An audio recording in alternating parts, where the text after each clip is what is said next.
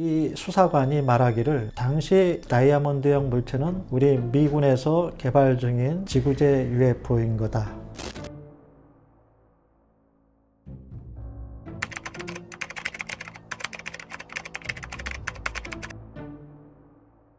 저희 센터에 목격 제보되는 평균 건수는 약 1년에 400~500건 정도 됩니다. 그 중에 대다수는 기존에 잘 알려진 현상이라든가 물체로 확인이 되는데, 예를 들면 천문현상이라든가 또는 자연현상 또는 대기현상, 그리고 기타 그 밖에 우리에게 잘 알려진 어떤 물체, 확인된 물체를 말하는 거죠. 예를 들면 뭐 유성이나 조명탄, 풍선, 기구, 그 다음에 항공기에 의한 레드 플레어 현상이라든가 구름, 이를 헤아릴 수 없이 종류가 많은데 그런 걸로 거의 판독이 되고요. 나머지 한두 건 정도가 이거는 UFO일 수밖에 없다, 그렇게 잠정 결론을 내리는 사례가 있습니다. 그래서 나사에서 발표된 UFO 핫스팟에 한국이 포함됐다 그러는데, 제가 볼 때는 제보 건수는 엄청나게 많지만 실제로 UFO가 핫스팟처럼 자주 출몰한다, 그렇게 말하기에는 좀 그렇고요. 단 이거는 있습니다. 군 당국에서는 목격하는 것이 아니라 레이더 시스템에 의해서 이걸 관측하기 때문에 우리 민간인이 도저히 알아낼 수 없는 것을 감시 자산으로 이걸 포착하기 때문에 그것을 우리는 알 수는 없다는 얘기죠.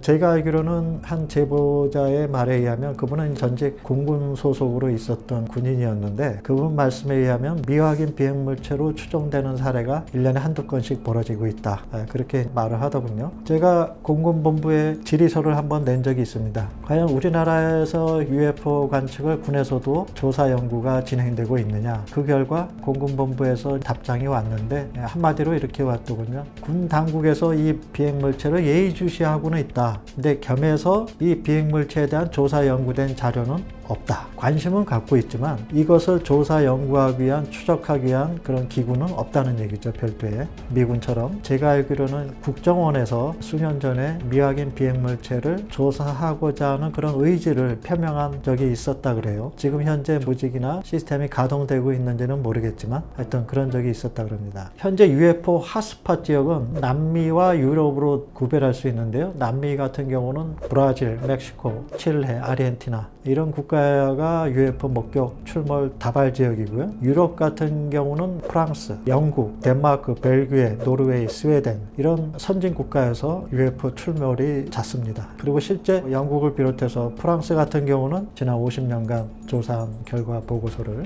2006년도인가요? 그때 세계 최초로 1650페이지에 달하는 기밀 문서를 공개했죠.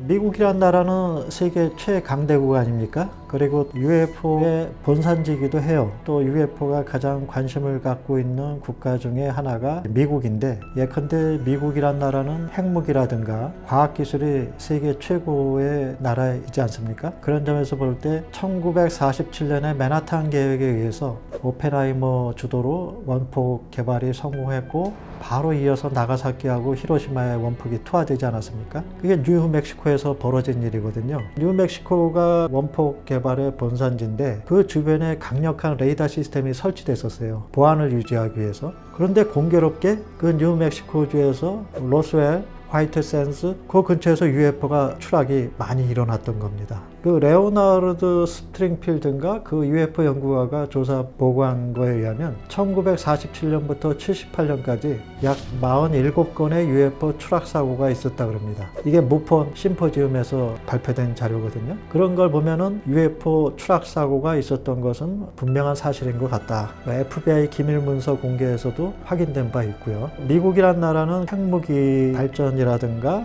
핵과 관련된 극비 군사시설 이런 것들이 상당히 많기 때문에 그쪽 입장에서 관점에서 보면 이 미국이란 나라가 우리가 예의주시해야 될 감시 대상의 첫 번째 나라구나, 그렇게 생각할 수가 있을 정도로 상당히 빈번하게 출몰하고 나타나고 있습니다.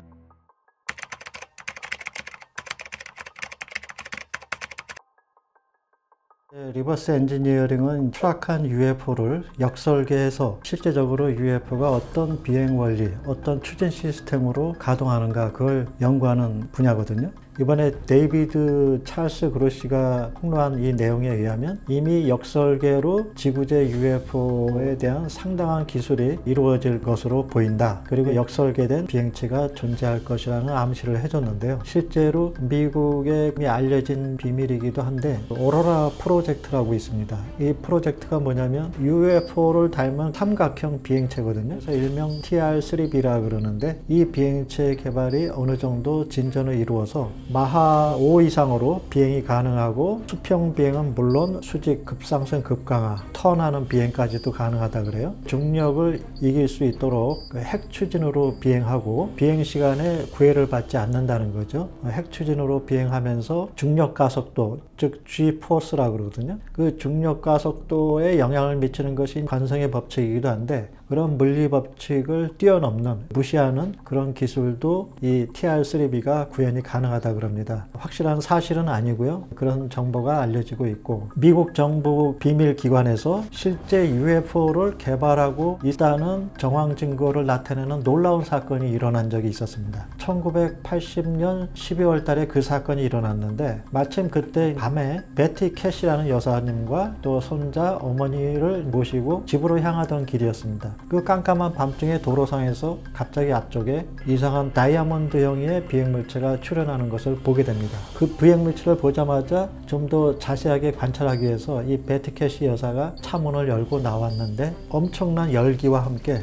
온몸에 화상을 입고 나중에 이게 방사능 증상이라는 것을 알게 됩니다. 갑작스럽게 강도가 높은 방사능 수치를 입은 거죠. 그런 상태에서 참을 수가 없어가지고 차 안으로 들어갔는데 차의 핸들조차도 너무 뜨거워서 손을 못 댈 지경이었다고 합니다. 굉장히 강한 열기를 받은 거죠. 그 상태에서 가려고 하는데 갑자기 헬기가 한 23대 정도가 날아오더랍니다. 그러면서 다이아몬드형 비행체 주위를 에워싸고 마치 호위하듯이 서서히 비행해서 사라졌다 그러거든요. 근데 이 사건이 미 공군에서 추진하는 반중력 비행물체의 사건이라는 그 놀라운 증언이 있습니다. 머제스틱 12와 연관된 비밀 조직에 있는 분이 폭로를 한 건데 수사관이 말하기를 당시 다이아몬드형 물체는 우리 미군에서 개발 중인 지구제 UFO인 거다. 지구제 UFO로서 거기에는 4명의 승무원이 탑승해 있었다 그럽니다. 그 4명의 승무원 중에 2명은 조종사였고 1명은 시스템 장교, 나머지 1분은 항법사였다 그럽니다.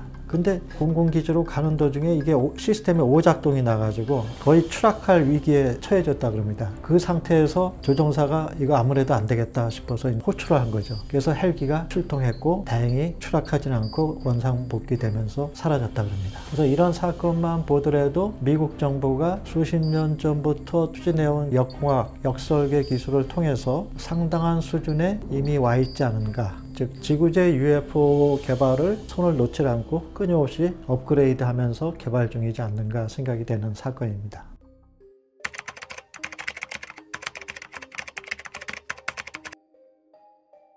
2021년도 6월 달에 미 국방부의 예비평가 보고서에 의하면 UAP 분류를 총 5가지로 분류했습니다. 첫 번째가 공중간선물, 대기간선물이라 그래가지고 새떼라든가 비닐봉지, 풍선 따위를 말하는 거죠. 두 번째는 기상 및 대기 현상, 그런 자연현상. 세 번째가 미국 정부나 기업에서 개발된 극비 프로젝트의 산물. 그리고 네 번째가 적성국가에서 개발된 비밀 첩보용 무기. 예를 들면 중국이나 러시아에서 개발된 극초음속 관련 첩보용 신무기일 가능성. 그리고 마지막이 기타로 분류됐거든요. 더 이상 식별할 수 없는 물체, 데이터가 충분치 못해서 확인할 수 없는. 그래서 이렇게 5가지로 분류를 했는데 왜 여기에 외계에서 왔을 가능성에 대한 언급이 누락되어 있냐는 거죠. 저도 이 점이 굉장히 의아했는데 곰곰이 생각해 본 결과 2가지 원인으로 결론을 내릴 수 있었습니다. 첫 번째 원인은 외계에서 온 비행물체일 가능성을 이미 그 카테고리 범주 안에다 넣었을 경우 일반 미 국민이나 전 세계 대중들한테 혼란이 올 가능성이 있다. 아, 이미 미 정부가 이 가능성을 염두에 두고 있구나. 그런 걸 알아챌 수 있다는 거죠. 그리고 두 번째는 현실적으로 외계에서 온 비행물체일 가능성을 인정하게 되면 미국 정부는 이쪽으로도 굉장히 신경 쓰고 있구나. 관심을 그쪽으로도 갖고 있구나라는 걸 표명하는 꼴이 되기 때문에 미국 정부에서는 아주 현실적인 가능성만 생각하고 있지 이 UAP가 외계에서 온 가능성은 염두에 두고 있지 않다. 그런 거를 딱 선을 긋는 행동이지 않는가 싶다는 거죠. 흥미로운 거는 그러면서 예비평가 보고서에서도 미국 정부나 중국이나 러시아에서 개발된 비행물체로는 보이지 않는다. 선을 그었거든요.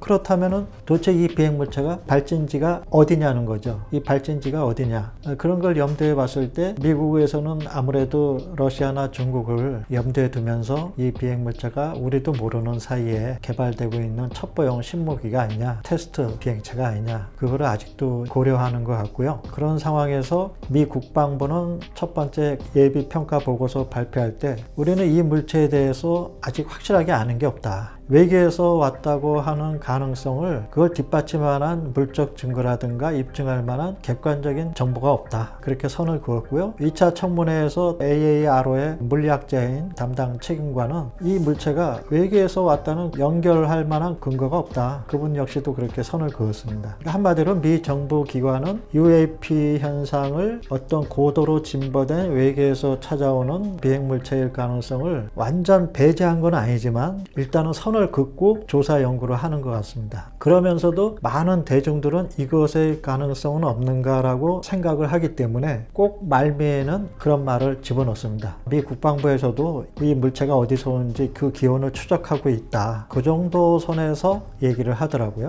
예.